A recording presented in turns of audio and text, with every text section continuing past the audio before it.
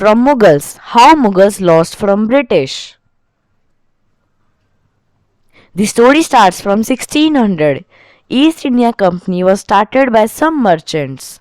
This company was for trading of spices. So they wanted to trade in Spice Islands at 1601, which is in Indonesia. But on Spice Islands there were Spanish, Portuguese and Dutch company. And the Dutch was the dominant power. So the East India Company left the idea of Spice Islands. The EIC merchants chose India at 1608 and they come to Surat in Gujarat. And at that time Mughal Empire was so powerful that more than 4 million soldiers were in their army. They chose their friendship instead of war because the Mughal allow EIC for trading. Then the William Hawkins traveled to Agra, the capital of Mughal Empire, and take the permission from Emperor Jahangir. But Jahangir denied because of the simple reason Portuguese were already there and the Mughal emperor was having good relation with Portuguese. So they tried to go to Andhra Pradesh, Machilipatnam and started trading with local king in 1611. Then they established their first factory in Machilipatnam. After some months, they established many factories in 1611. It became the matter of conflict with other European countries. When EIC was back to Surat, Gujarat, EIC declared a war against Portuguese. It is known as Battle of Swali, and Portuguese lost. As a result, Portuguese influence became limited in some parts of Goa. In 1615, EIC requested to English King James I to send a royal representative to please the Mughal King Jahangir. Sir Thomas Roe, who was a diplomat, was sent to the Mughal King Jahangir. Sir Thomas Roe has done that William Hawkins could not do. He gave many gifts to Jahangir, and with those gifts Jahangir was impressed and passed a royal order that English people are now permitted to establish a factory in Surat. Some exclusive rights were also given to EIC that in some parts only EIC can trade, but in return they have to give annual payment to Mughal Empire. And after some time, EIC established factories in many parts of Indian subcontinent like Ahmedabad, Surat, Bombay, Madras, Agra and Patna. Company made lots of profit on trading things like cotton, indigo, silk, salt, opium and tea. The process where factories were made, economic prosperity were happening. After some time, EIC monopoly started. They started making fortified bases. Till that time, most of the factories were made on western coast and southeastern coast of Indian subcontinent. At 1670, they wanted to make factories on all the parts of Mughal Empire. Especially they wanted to make factories in Bengal because Bengal known as commercially successful region. And at that time Bengal means West Bengal, Bangladesh, Bihar, Odisha.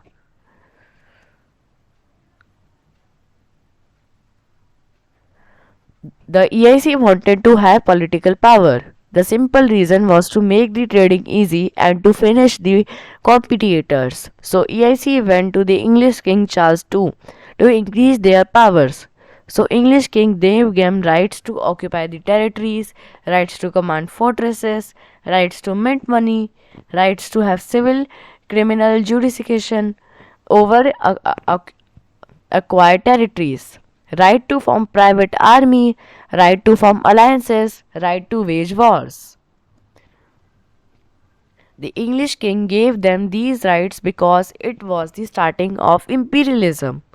In the year 1682, EIC officials negotiated with Mughal governor of Bengal, the Shaista Khan, to pass the royal order so EIC can trade in Bengal too.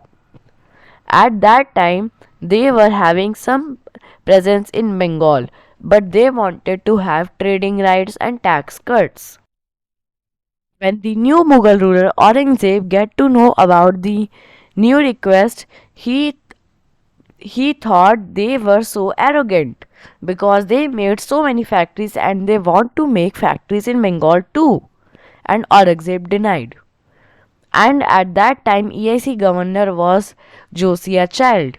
He was not happy with Aurangzeb's decision, so he declared a war against Mughal Empire in 1686. But British lost the war, and this is the historic photo of event where Aurangzeb penalized EIC at 1,50,000 rupees. Currently, the value of this is 35 crore rupees. The company was waiting for the opportunity to make the factories in Bengal. They get the opportunity in the year 1707 when Aurangzeb died and Mughal Empire became weak. There were many power struggles. The local kings, Nawabs, Zamindars made the control at their regions. Mughal territory were facing financial crisis. The EIC was focusing on investing on new technologies and factories. Many people joined EIC from Great Britain. Indians also started joining EIC. The Indians who were soldiers of EIC were known as sepoys. The EIC officials were trying to negotiate with the new kings like Azam Shah, Bahadur Shah, Jahandar Shah, Farooq Siyar to make the factories in Bengal. In 1717, Mughal Emperor Farooq Siyar passed a royal order that EIC can do tax-free monopoly trading, and he also issued a dastak. Dastak was a kind of trade permit state. All custom duties and transit duties were waived off on EIC products. As per royal order, EIC did not pay taxes. The main revenue which was coming from Bengal stopped coming to Mughal Empire. Mughal Empire has financial crisis. In the same year 1770, former Mughal governor to Bengal, Murshid Quli Khan left the Mughal Empire and became the Nawab of Bengal. Murshid Quli Khan could make out the intention of EIC officials and he ordered them to pay the taxes, but EIC officials refused to pay taxes. After this incident, EIC was trying to interfering in local politics, so they were making puppet rulers. Unlike the puppet rulers in years 1756, Sirajuddaula became the new Nawab of Bengal, who was one of the successors of Murshid Quli Khan. But later, Sirajuddaula thought they need to pay taxes. Sirajuddaula went with his army and marched in Calcutta, in Bengal's capital, Murshidabad. He attacked in Fort William. It was a company of EIC. They put 100 plus British officials in jail and most of them died. This incident is known as Black Hole Tragedy of Calcutta. The British got so angry and they decided to remove Sirajuddaula from the position. And no one was also happy with Sirajuddaula. In opposition, there were a family of Jagat Seth in Murshidabad. It was very powerful family of bankers, merchants and moneylenders. This family was one of the richest family and they had so much influence in Nawab's court. Sirajuddaula army commander Mir Jafar also wanted to be the Nawab. So EIC under Robert Clive joined hands with Jagat Seth family and Mir Jafar and they decided to remove Sirajuddaula. Sirajuddaula was knowing that what EIC was playing, so he thought if he can join hand with my enemy, so I can also do that. So Sirajuddaula joined hands with EIC's enemy, French East India Company. This war was fought in June 1757. This war was known as Battle of Plassey. Hence, the size of the army was 15 times bigger than EIC army. Still, they lost the match. After British won, they made Nawab to Mir Jafar, and Mir Jafar became the puppet ruler of Bengal. After that, Sirajuddaula was assassinated. In consequences, to help Sirajuddaula, French East India Company lost their colony presence in Chandranagore, Bengal. After having Battle of Plassey, started having indirect political power. After some years, the puppet Nawab Mir Jafar stopped following EIC. He also having disagreement. He went to Dutch East India Company and made an alliance, and he was trying to convince to do war against EIC. But then EIC get to know about Mir Jafar. He removed Mir Jafar and made the new puppet Nawab his son-in-law Mir Qasim. He he became the Nawab in 1761. But he was also having some disagreement with EIC. He saw how EIC was doing misuse with their powers, so he declared a war against EIC in 1763. But at this point of time, EIC forces were became strong. Mir Qasim lost, so EIC made Mir Jafar Nawab one more time and gave him chance. Mir Qasim left the Bengal and he realized he can't win this war alone. So he was gone to the king of Awadh, Shujauddaulah, and at time Mughal Emperor Shah Alam II, and they made alliance and in they will fight together. And this war was held in 1764. This war is known as Battle of Buxar, and this war also won by EIC. After this war, EIC stopped making puppet rulers. Instead of they started making their own rulers of Bengal. In 1765, according to Treaty of Allahabad, Robert Clive became the governor and commander in chief of Bengal, and this officially in this treaty there was an important point that all tax collected from Bengal will be handed to EIC. So officially EIC became the new ruler of Bengal. So now EIC had many resources of on money like trading, taxes and revenue which was coming increased in very high, and they can buy new products for trading, and they can increase the military power, and they can spend more money in infrastructure. By the time they made full control on Bengal, and this at this point of time EIC had money, resources, power to expand their territory. To expand their territory they had many interesting techniques. First, the area where EIC did not had territory, they sent their British residents and the British official who work as diplomat in different states and regions. The residents go to the local kings and try to be friendly with them and make the alliance, and the kings who became friendly, they give advice to the kings that how to do the politics, and they try to interfere in local politics indirectly. Second, the king of other states EIC pressurized them to do subsidiary alliance with EIC. Subsidiary alliance is very interesting system. It was introduced in by 1798 by Lord Wellesley. According to the alliance, the local king cannot make their own army and they cannot fight with any other kingdom. Instead, EIC will make a army for the kings, and the kings will give them some amount of money for the army.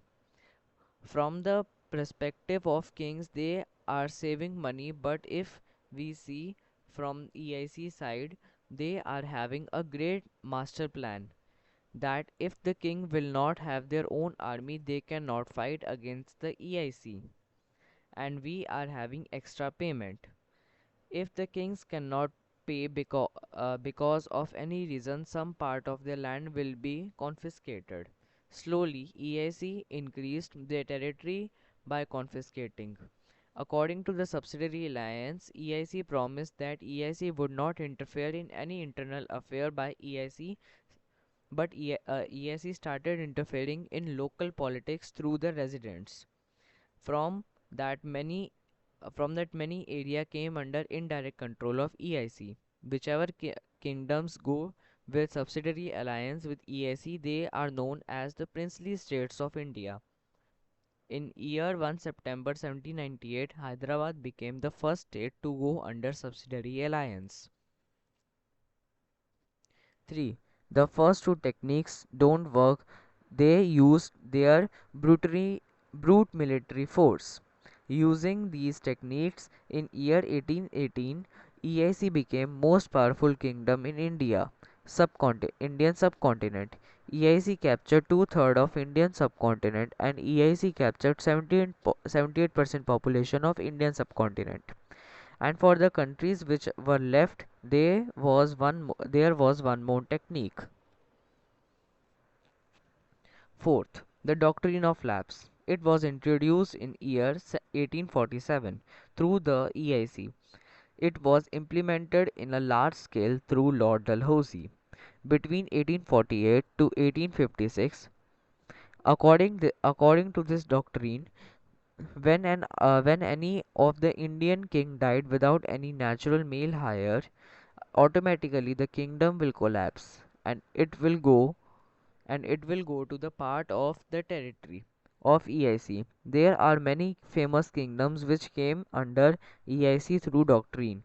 Example 1848 Satara and 1852 Udaipur, 1853 Nagpur, 1854 Jhansi, 1856 Awadh.